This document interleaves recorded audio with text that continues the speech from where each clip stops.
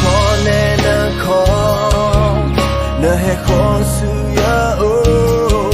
ya tu lu na te fe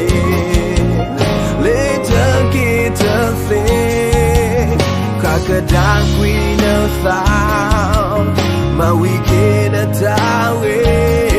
su pwa le na em ba